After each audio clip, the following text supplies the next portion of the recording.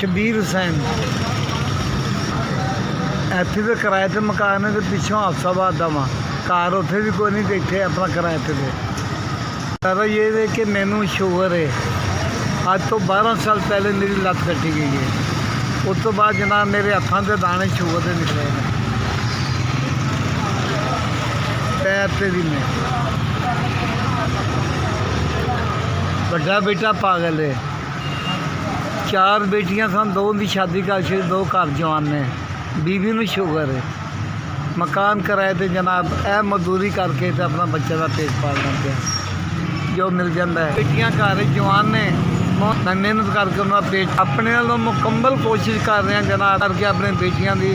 शादी कर ला मगर मैं मजबूर हाँ मैं नहीं कर सकता बेटा मेरा पागल है मैं 250-300 रुपया 400 कमाना मैं वो की कर सकना किराया देना है बिल देने ने खर्चे ने घर दे इतने हालात खराब ने वो बेटियां मेरिया जवान ने तो मैं सरबराह करना वा तो मैं नहीं ब्याह सकता क्योंकि मेरे इन्ने वसैल नहीं बेटा मेरा ठीक होंदा तो वही कर लेंदा मैं इतना मजबूर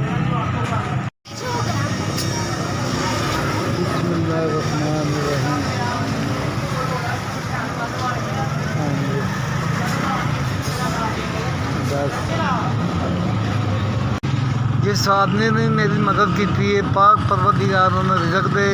इज्जत दे तंदुरुस्ती दे कारोबार बरकत पाए इस आदमी ने मेरे लिए आसान किया 5000 रुपया मैंने भेजा पाक परवरदिगार उन्हें सलामत रखे जिंदगी दे इज्जत दे तंदुरुस्ती दे कारोबार बरकत पाए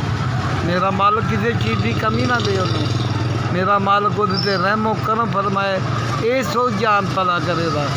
मैं गरीब के उत्ते नहीं मदद की है मैं दुआवां दे सकना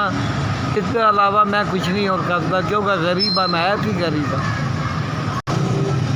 हाँ